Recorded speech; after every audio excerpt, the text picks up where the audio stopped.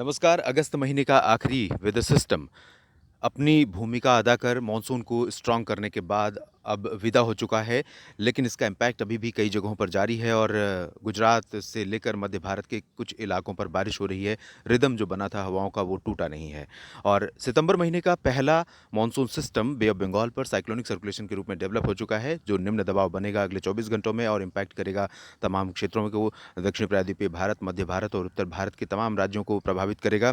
ये सिस्टम अब मध्य और कह सकते हैं कि मध्य भागों पर पहुंच गया, जो उत्तर पूर्वी और इससे सटे मध्य बंगाल की खाड़ी पर था साइक्लोनिक सर्कुलेशन, अब मध्य क्षेत्रों में पहुंच गया है और अगले 24 घंटों में ये तटों के काफ़ी करीब पहुंच जाएगा, निम्न दबाव बन जाएगा।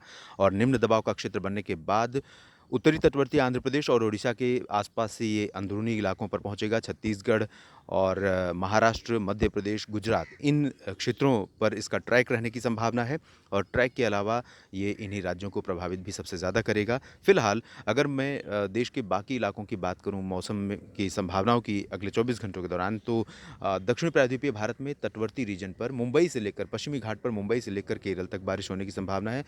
तटीय कर्नाटक में ज़्यादा अच्छी बारिश होगी और तटवर्ती कोंकण गोवा में भी अच्छी बारिश होगी। महाराष्ट्र के कई इलाकों में बारिश की संभावना अब शुरू ही है।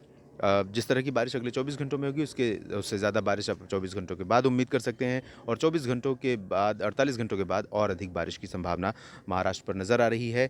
साथ ही साथ छत्तीसगढ़, ओडिशा पर बारिश कई जगहों पर आज भी होगी और कल इंटेंसिटी थोड़ा और बढ़ सकती है और उसके बाद अगले 48 घंटों तक काफ़ी अच्छी वर्षा होने की संभावना छत्तीसगढ़ और ओडिशा के क्षेत्रों में रहेगी। Telangana one of the state होगा जहां पर कंसिस्टेंटली अगले 7-8 दिनों तक लगातार मानसून वर्षा होने की संभावना है और साथ ही उत्तरी तटवर्ती आंध्र प्रदेश और दक्षिणी आंध्र प्रदेश के क्षेत्रों में यानी रायलसीमा में कई जगहों पर बारिश होने की संभावना है। कर्नाटक के बाकी इलाकों में, अंदरूनी हिस्सों में, केरल में, अंदरूनी क्षेत्रों में, तमिलनाडु में बारिश होने की संभावना है। गोवा में भी बारिश होने के आसार हैं।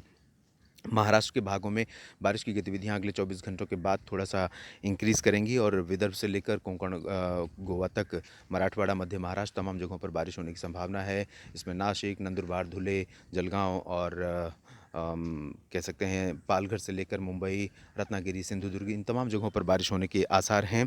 और साथ ही साथ मध्य प्रदेश में आज मध्य और पश्चिमी भागों में बारिश होने की संभावना है। पूर्वी क्षेत्रों में भी जबलपुर से लेकर मांडला, बालाघाट, जबलपुर में बारिश कई दिनों से नहीं हुई है, आपके कमेंट पढ़ के पता चल रहा है, लेकिन वहाँ पर मौसम अनुकूल बनता हुआ नज़र आता है रोज़ और बारिश की संभावना भी नज़र आती है। तो उम्मीद कीजिए आज भी बारिश होगी और आने वाला सिस्टम आपके क्षेत्र को काफ़ी अच्छी बारिश देकर जाएगा, आगे बढ़ेगा। गुजरात के लोगों का भी इंतज़ार फिर से बना हुआ है बारिश का, अच्छी बारिश का। तो गुजरात के लोगों के लिए मैं बता दूं कि अहमदाबाद, गांधीनगर, आणंद, वडोदरा से लेकर राजकोट, जामनगर, अमरेली, ओखा, नलिया, भुज, इन सभी जगहों पर बारिश होने की संभावना है आने वाले समय में, जब ये सिस्टम ज़मीनी भागों पर आएगा। और ये जब ज़मीनी भागों पर पहुंचेगा वेस्ट एमपी के आसपास और गुजरात के आसपास, तब ये सिस्टम और आगे बढ़ते हुए उत्तर भारत के क्षेत्रों को प्रभावित करना शुरू कर देगा। 7-8 सितंबर से उम्मीद कीजिए वेस्ट यूपी में भी, उत्तर प्रदेश के तमाम क्षेत्रों से होते हुए वेस्ट यूपी और हरियाणा, पंजाब, दिल्ली, इन सभी क्षेत्रों में भी बारिश की गतिविधियां बढ़ जाएंगी। उत्तर भारत के पहाड़ों पर भी ये सिस्टम काफ़ी अच्छी एक्टिविटी देने जा रहा है, ऐसे संकेत हैं। तो कुल मिलाकर अगर हम ये कहें कि सितंबर महीने का जो पहला वेदर सिस्टम है, लो प्रेशर सिस्टम, ये मानसून को न सिर्फ इन्हेंस करेगा बल्कि मानसून की वापसी की जो समय सीमा है उसको भी अभी आगे एक्सटेंड कर देगा और इसका इम्पैक्ट कम से कम मैं ये कह सकता हूँ कि 13-14 सितंबर तक कमोबेश जारी रहेगा और इसके बाद भी एक संकेत लो प्रेशर सिस्टम या फिर अ, एक वेदर सिस्टम के बनने के मिलने लगे हैं बंगाल की खाड़ी में।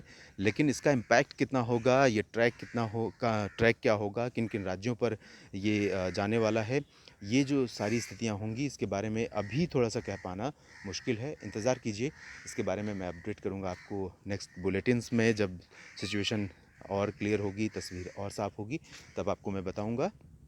फ़िलहाल आगामी वेदर सिस्टम से होने वाली बारिश को लेकर आप अपनी तैयारियां कीजिए, यानी कि खेती बाड़ी जो भी है उसको आगामी जो सिस्टम होगा उसके हिसाब से, जिस तरह की बारिश की संभावनाएं हैं उसको देखते हुए आप अपनी प्रिपरेशन कीजिए और बने रहिएगा मौसम तक चैनल के साथ। मौसम से जुड़ी और भी जानकारियाँ, अपडेट्स मैं आपको इसी चैनल पर लगातार देता रहूँगा। धन्यवाद।